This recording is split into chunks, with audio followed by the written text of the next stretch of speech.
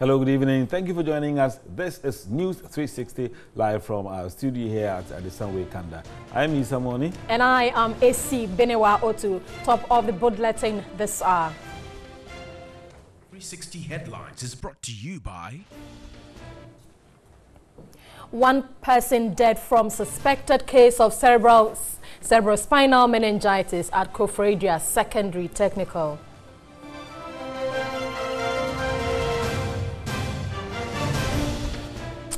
Parents who lost their warts as a result of the H1N1 influenza outbreak in Kumasi Academy Senior High School threaten legal action against the school.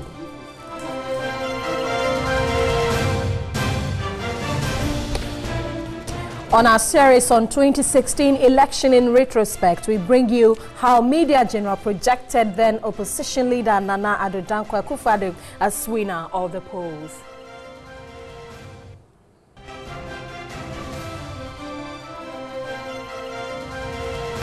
And later on, Mission students of Logo Senior High School in the Upper West region lose contact eyes as they go selling even on weekdays.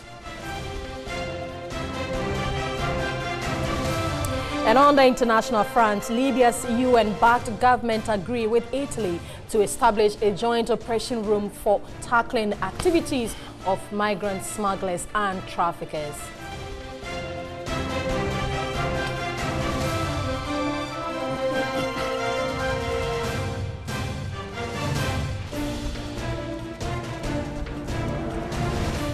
We have these and more coming up on News 360 tonight. Stay with us.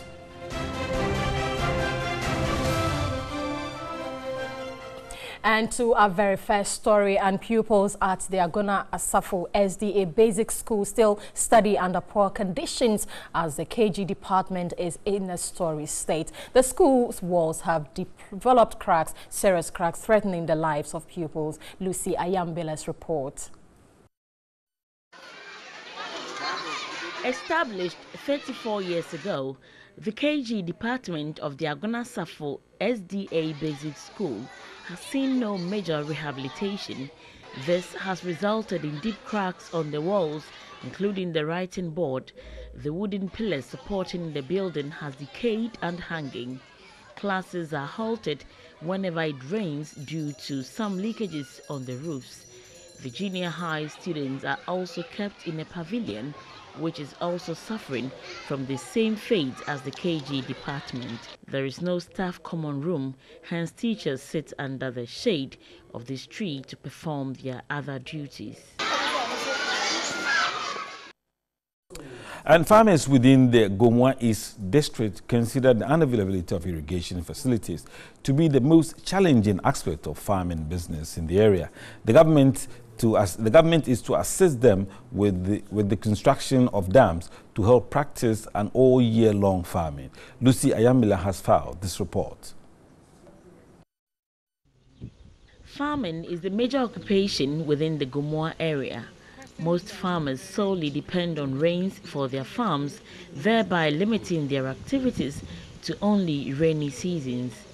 The situation worsens when the rains fail. They incur losses. However, the few who have the courage to construct dams are usually hit with financial constraints.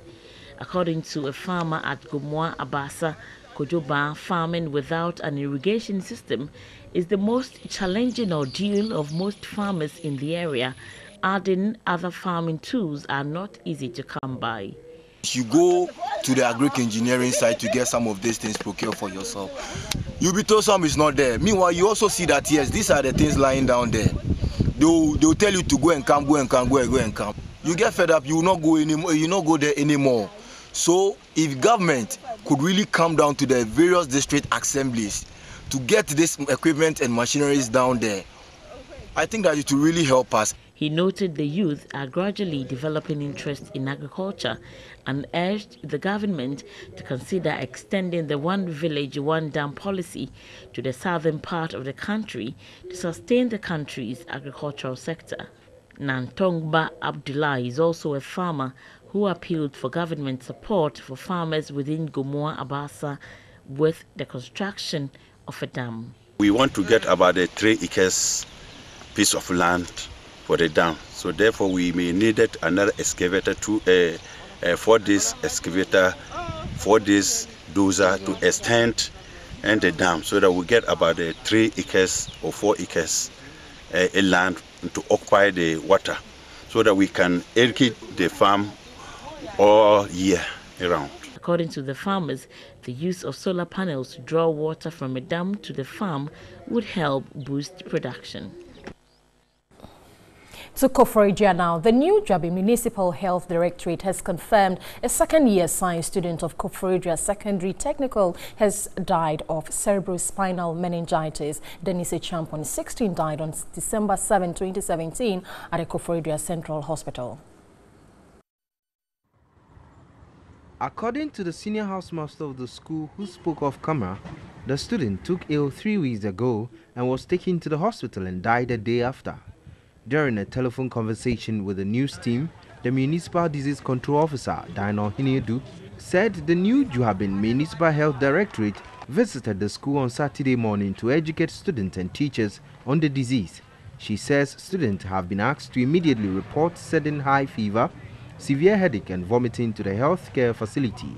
She cautioned students to avoid overcrowded places, avoid direct contact with people sneezing and coughing, allow adequate ventilation.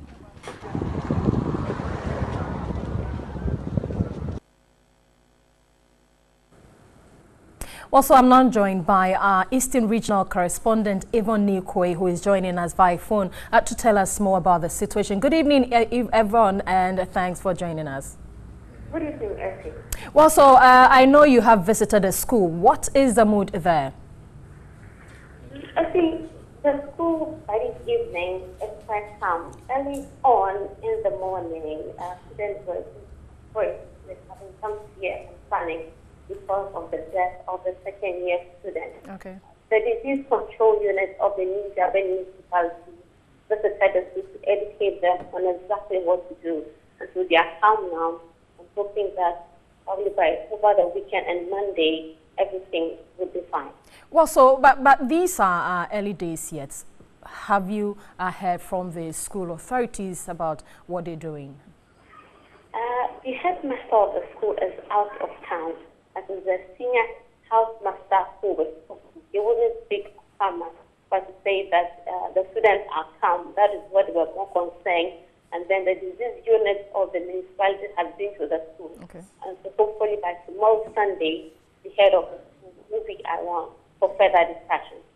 Okay, so how are the students taking this news, knowing very well there has been an outbreak of the H1N1 influenza at Kumasi Academy?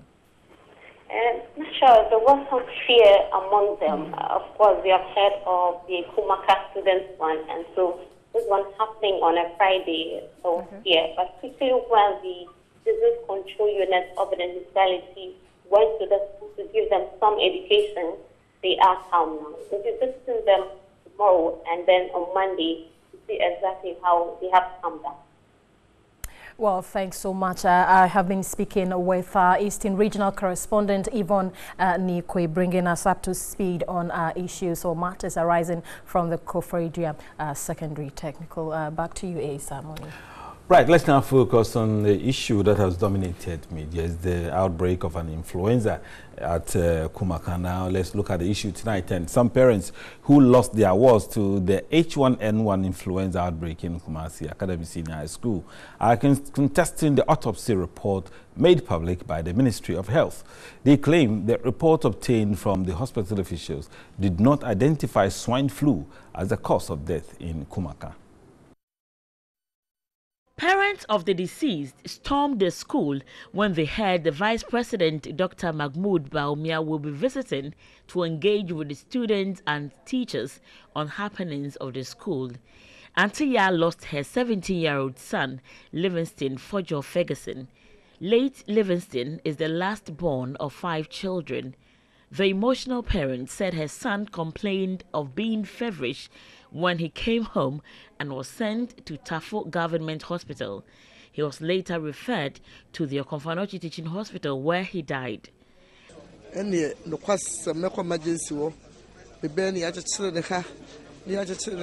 When I saw my son at the emergency ward, I felt very helpless.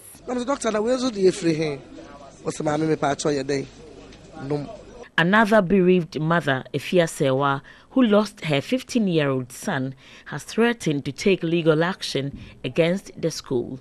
He said her son, Felix Insiama, died in the school on the day of the anniversary celebration before he was sent to the hospital.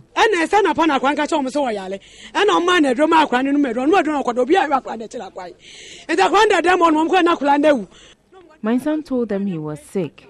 He was given medication. No attention was given to him.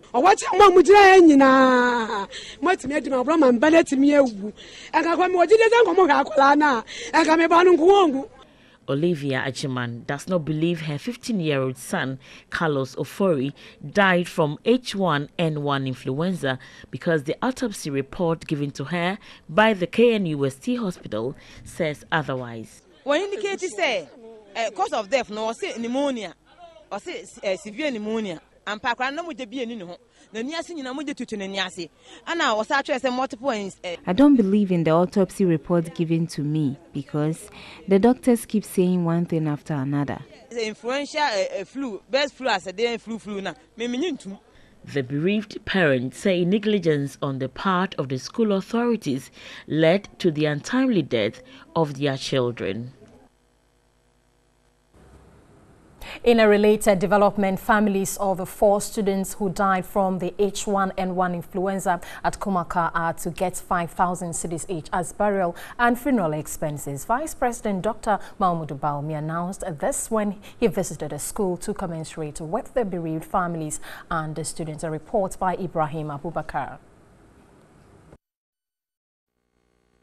Dr. Mahmoud Baumia visited the school together with the Health Minister, Dr. Kweku Agyemang-Manu, the Director General of the Ghana Health Services, Dr. Nsia Sari, and other officials. He assured parents that efforts are being made to ensure that all students who are affected with the H1N1 influenza are adequately treated.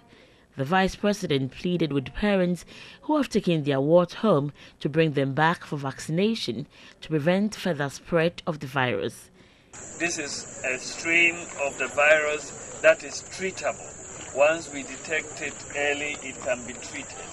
And so the treatments have started arriving, and we are in very good shape in that regard. He also addressed the students and assured them of their safety. We are praying with you and we'll stand by you all throughout this. So please take heart. God is with us, and we will pray for this thing to be over and school will resume normally. Health Minister Kweku Agyemang-Manu also appealed to the parents to bring their wards for vaccination to enable them contain the situation. Less than 100 students out of the about 3,000 population of the school are currently on campus.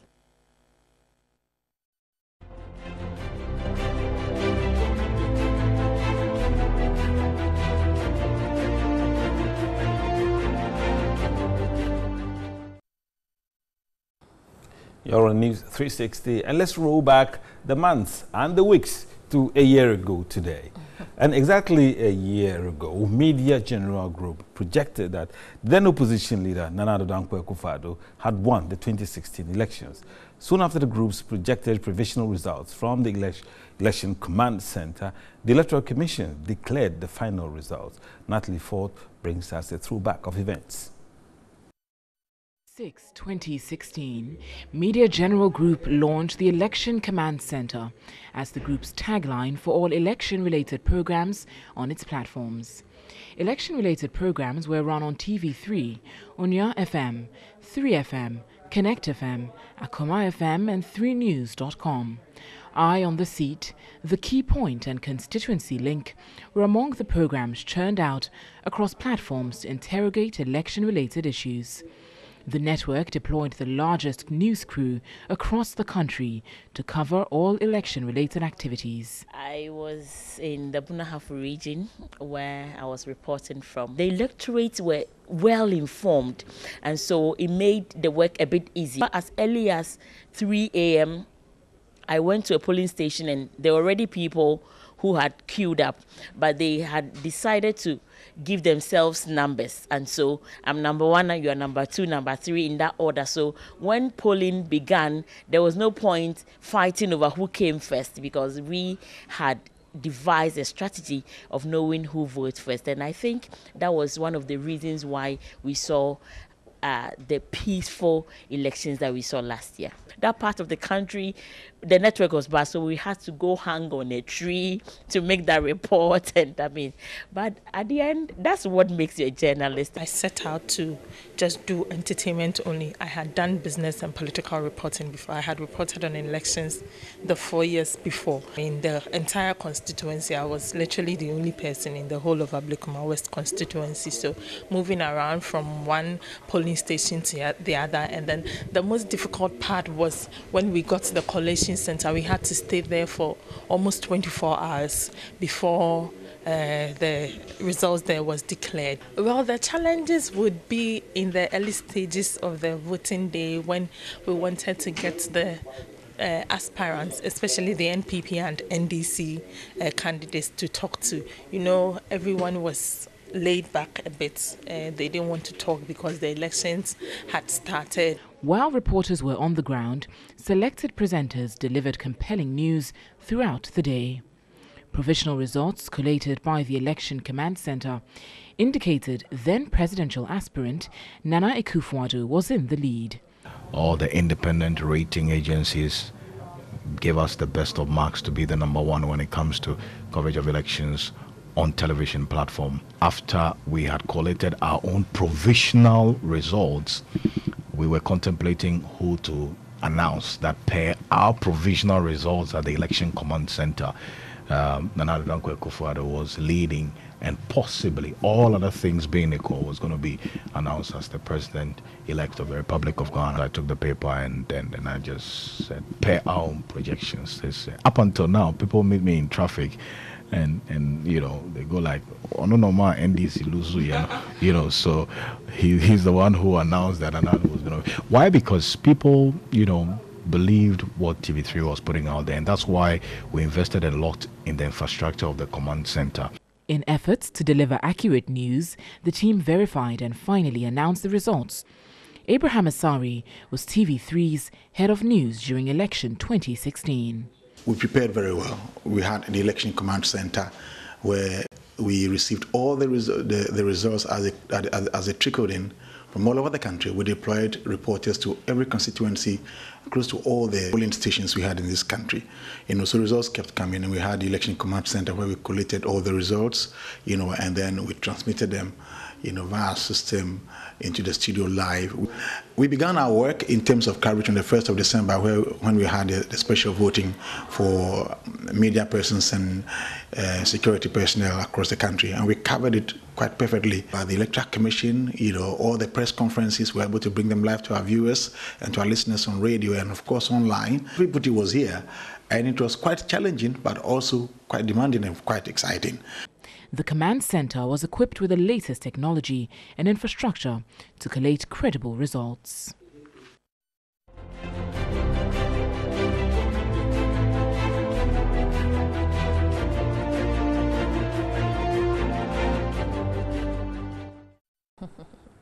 Let's now get on the roads, and driving on the Eastern Corridor roads has become a nightmare for drivers. Peter Kwadoto reports the deplorable nature of the road has compelled most drivers to divert their routes, leaving a few who do that so at the peril of their lives.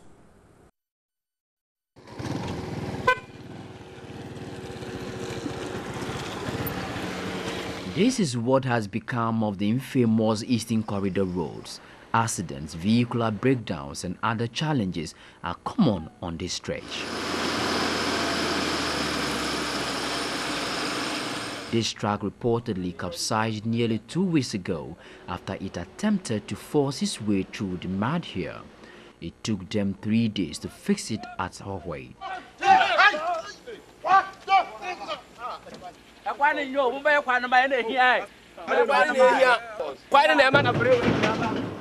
The other truck also developed mechanical faults after struggling out of the mud. No driver has had it easy plying the Eastern Corridor roads. Yet attempts by the driver unions to draw attention of officials is reportedly being resisted by the local authorities. I think it's a big problem to the town.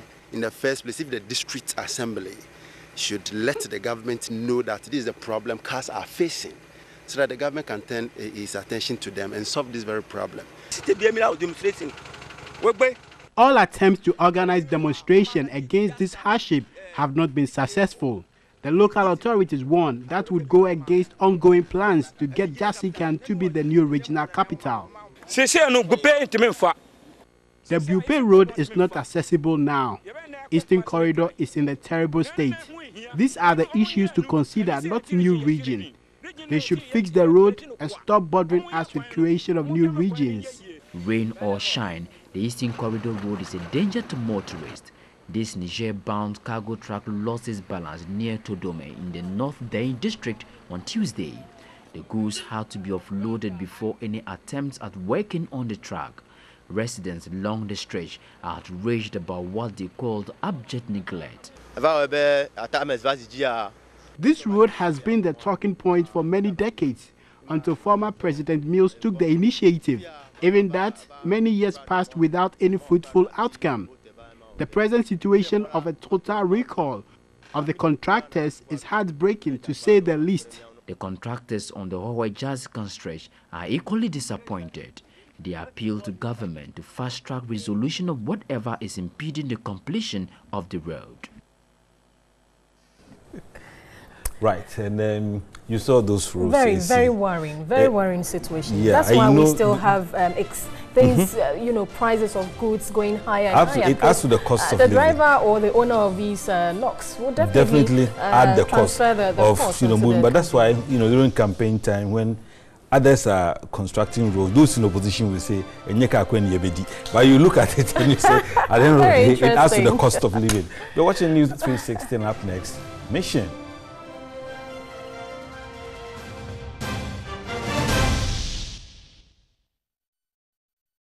Hello and welcome to Mission Ghana, supported by Star Ghana with funding from UK Aid, Danida and the European Union. Now to our very first story, and they were admitted as day students, but circumstances have turned them into boarders. Students of the Logu Senior High School in the Upper West region have to go to market even on weekdays and cook their own food.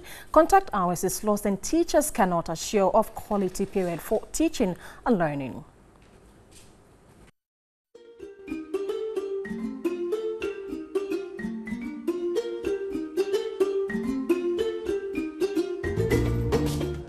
These are the abilities of individuals.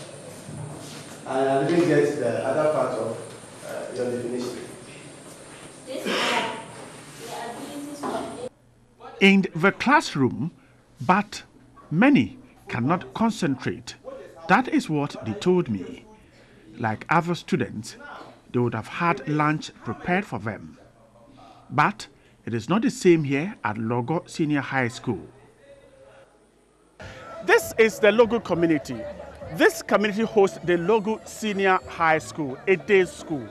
Due to the fact that there is inadequate decent accommodation, these students have had to come and use classrooms as dormitories. Students from Belinga, Kurupon, and even Goripe, and from the Volta and Bonahafo regions are all here as day students. But they have to be accommodated. This is their sleeping places. Classrooms converted into dormitories. It comes with challenges.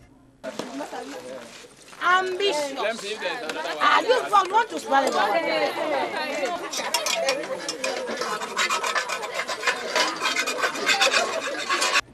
They trek to town to buy groceries.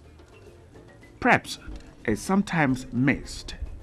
Teachers cannot compel students to obey school rules related to time because they have to prepare their food first. When we have lights out for just a day, that means that the student will have to find ways of getting water, and the nearest water source is the clinic. Far away from here is up to about 3 kilometers, and the student have to go and queue from somewhere like 3 a.m. So they come to class and you see them dozing, and then definitely has an impact on our the teaching and learning. That is not all. Sometimes the small time that I have to learn for myself or to use it to learn, that should be the time for me to use to cook. And in this case, I am using the little time to study ahead before going to class to do the cooking. So that is one of the challenges I'm facing here. Because it is not boarding school, we are using our dormitories as part of even our kitchen. Logo Senior High School is in Logo in the Wa East district of the Upper West region. It is one of the community day schools. Students were to have come from nearby communities, but it is not so. Very controversial because these children are admitted as day students. So the children are actually in difficulty. So the head and the board chairman came to me saying that if we could, once the classrooms, some classrooms are still empty for now, if we could let them use them as hostels for the students. And the permission was given that. But they signed a bond that when we enroll more students, then they will leave the classrooms for them and look for accommodation elsewhere. It is a difficult situation for students. There is no means of transport on the compound. The students are here, even though it's not a boarding system. When they are sick, we have to find ways of sending them to a clinic. And just not long ago, about 2 weeks ago, a student fainted in class. And we had to stop a car that was moving from the nearby village to Wa. We were welcomed with one of such emergencies.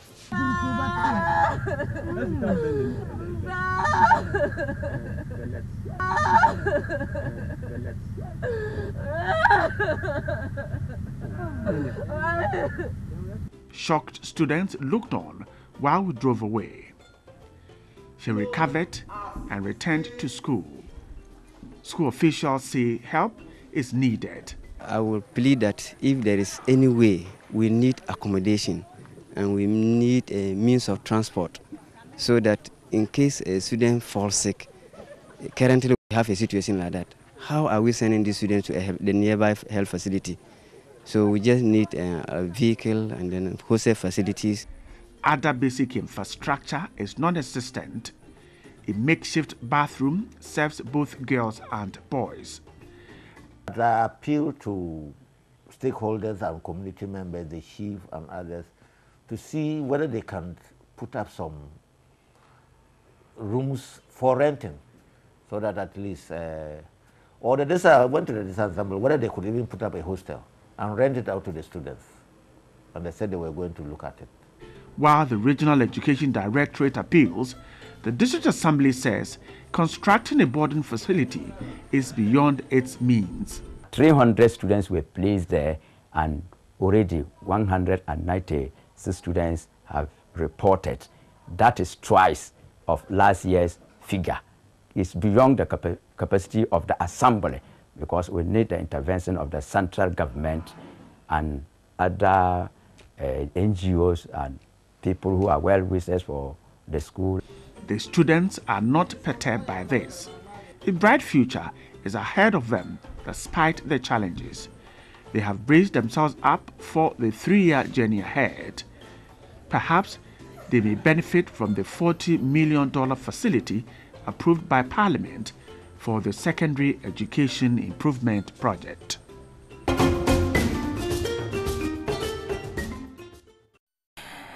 Certainly not a pleasant situation there. Let's move on. Their promotion to the next class will depend on how effective they can cope with both curriculum and extracurricular work in school. This is the ordeal of Haruna Ibrahim, who has been repeated in Basic 6 because of his poor performance.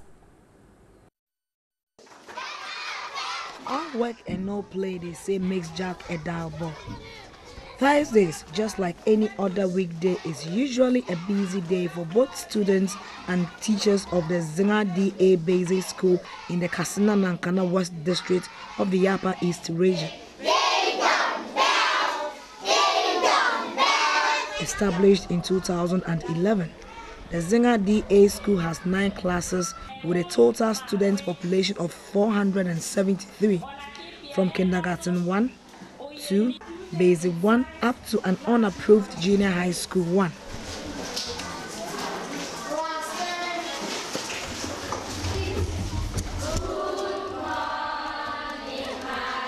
This is basic 6 classroom. The reception upon our arrival was great. It was time to check the class register, and that was when I noticed Ibrahim Haruna.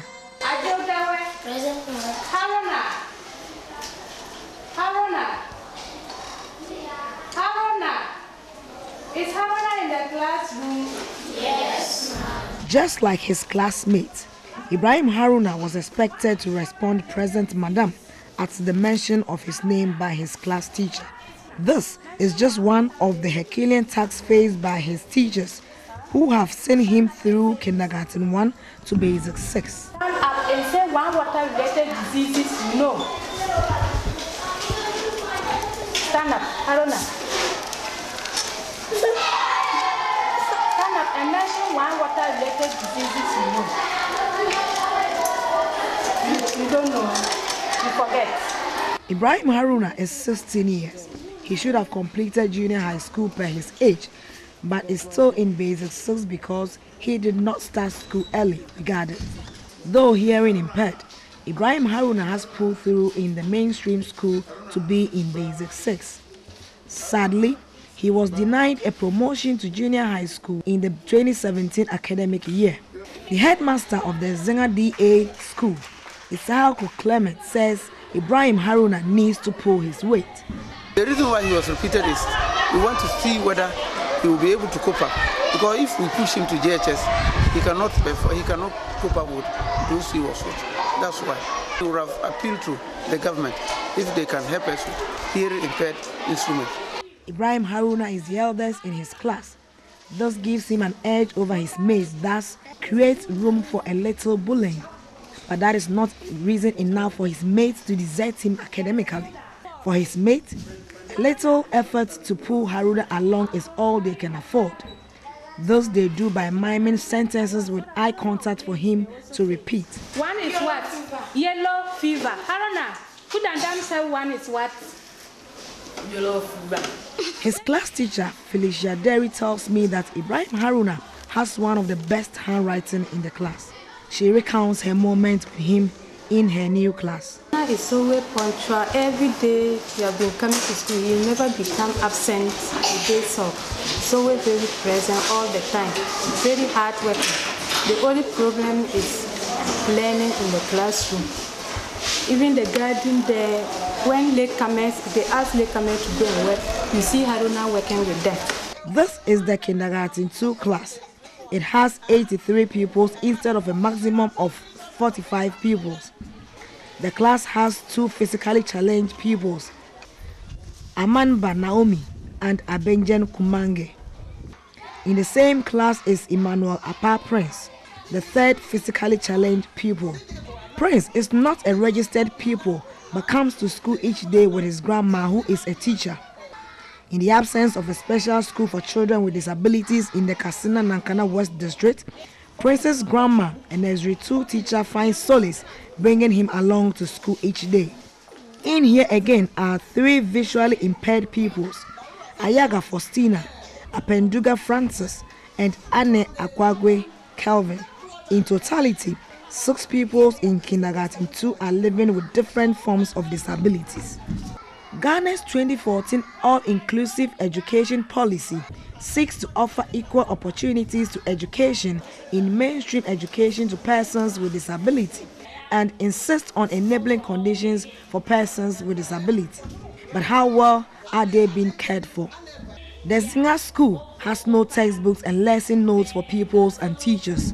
Sitting in an unapproved junior high school would be a preferred choice than being repeated in same class. For pupils like Ibrahim Haruna, Ayaga Faustina, and the rest, a conducive classroom, access to educational logistics like textbooks and a meal a day, and disability-friendly environment are all they need to stay in school.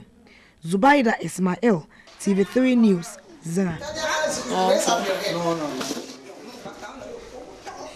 Well, that's it for Mission Ghana. Join us same time next week for another edition. Mission Ghana is brought to you by Star Ghana with funding from European Union, Danida and UKAID. Right, let's move on to some other stories now. And only 300 cases of corruption were investigated by Kiraj, Yoko, and BNI in the year 2016. This, the Deputy Commissioner of Kiraj, Richard Quayson, says is inadequate. He blames this on lack of resources to investigate cases that have been brought before it. Corruption is said to be a major impediment to economic growth, development, and investment in a given country. It also deepens the income equality gap, especially as the poor become more adversely affected. Ghana's parliament in 2014 adopted the National Anti-Corruption Action Plan, NACAP, as a non-partisan strategic plan to combat corruption in the country.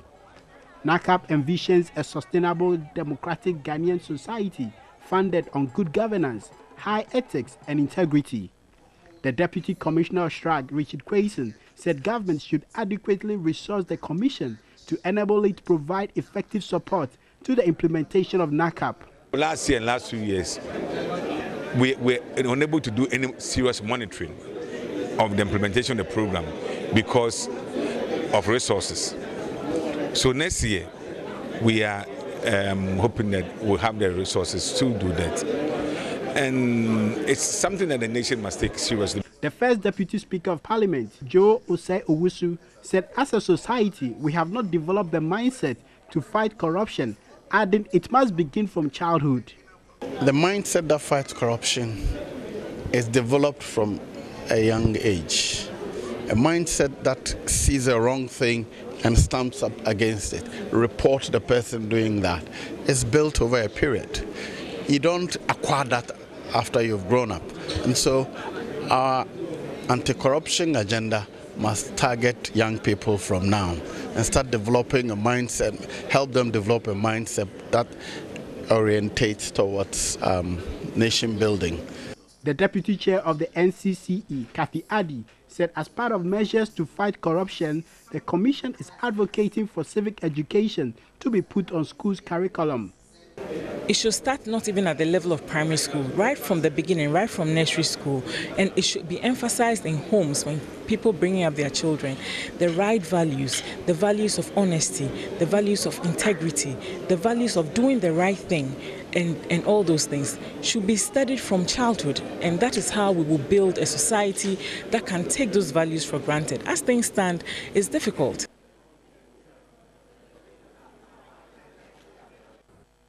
You're watching News 360, and still to come on the international front. Libya's UN-backed government agree with Italy to establish a joint operations room for tackling activities of migrant smugglers and traffickers.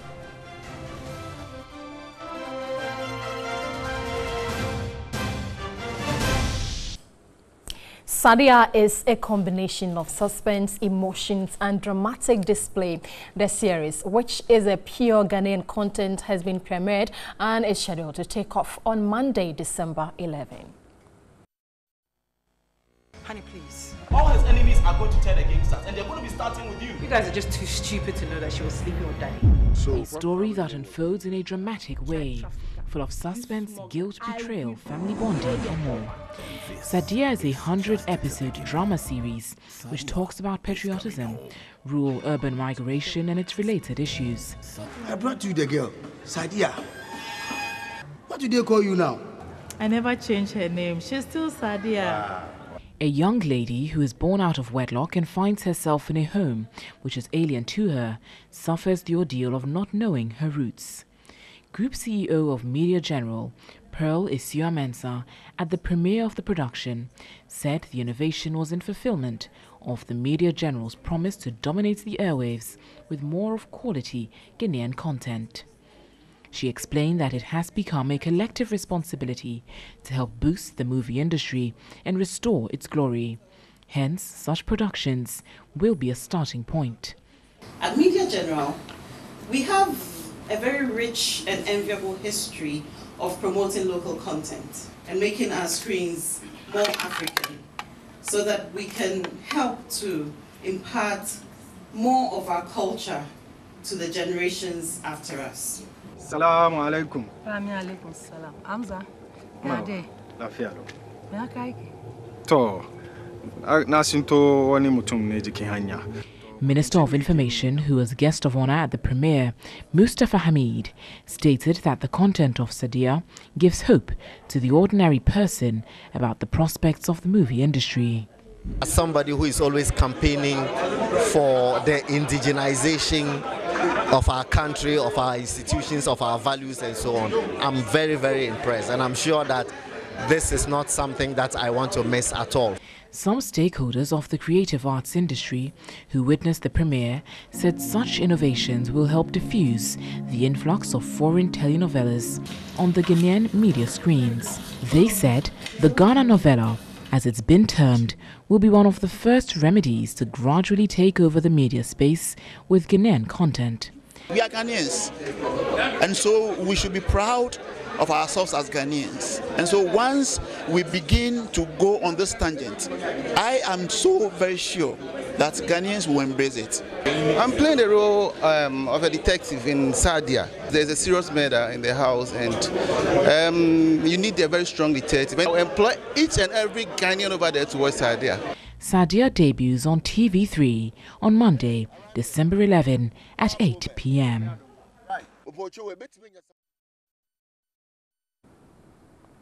And in other entertainment news tonight, acclaimed rapper TikTok walked out of a live TV interview after producers played a video of Shatta Wale speaking exclusively to entertainment correspondent Usu Rai. TikTok argued abandoning the interview was necessary to ward off disrespect and tell producers that they can't take his brand for granted. You and Shatta, the back and forth. One day, I woke up in the morning and everybody was calling my phone. And I was wondering what the situation was. And then I could remember a friend of mine rang me and said, "Have you seen TV, radio, whatever that's going on?" I said, "What?" He said, "Oh, you know, are we showing Shatta's video because I'm talking about him?" Well, just no. No, but because I have new videos that we should be showing. So and we have a lot of them. We're showing your videos. We can't be showing Shatta's video while I'm here talking about him. You know, I didn't come here to promote Shatta Wale. Okay, well, listen. What statement were you seeking to make with that action? My actions were direct and straight. My actions was to say that, you know, I can't be taken for granted. And so it's just got to do with what I feel should be done. And over the years, close to 2 decades, that have not been done. And before I went into the show, I was telling them that they should play my new videos. That interview was a perfect opportunity to show to the whole Ghanaians my new singles. But not to disrespect GH1, I also felt that it is equally important to deliberate on the issue. But to go as far as showing the artist's video and then my video not being shown, my new video, I thought it was not in the right direction. So I just felt, look, for me not to drop any bomb, it's best I walk out. Talking about him, you know, I didn't come here to promote Shatta Wale. Okay, well, listen, am I Shatta Wale's publicist or PR? I had to quickly get up at 4:30 because of traffic and go to GH1. Do you think I will be thinking that I will go and do that? Would you describe that as the greatest disrespect that you have seen in your over 15-year career?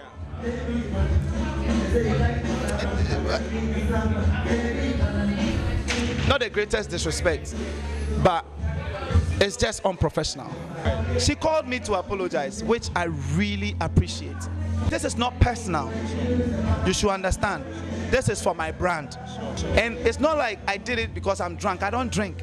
Neither do I smoke. Were you expecting the response by Charles Nyama-Mensah? He said that what you did was the smartest thing and was the right thing, and that Ghanaian musicians have been taken for granted for so long. For me, I don't want to comment on that. In the future, do you see the two of you working together? See, I'm a businessman, and for me, everything is possible. Everything is possible in life. You shouldn't rule out anything in life.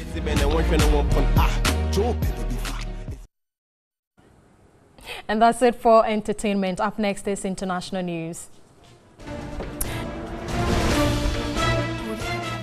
With Italy on Saturday to establish a joint operations room for tackling migrant smugglers and traffickers as part of efforts to curb migrants' flow towards Europe. And on that note, we end News 360. Thanks for watching. My name is AC Benewa Otu.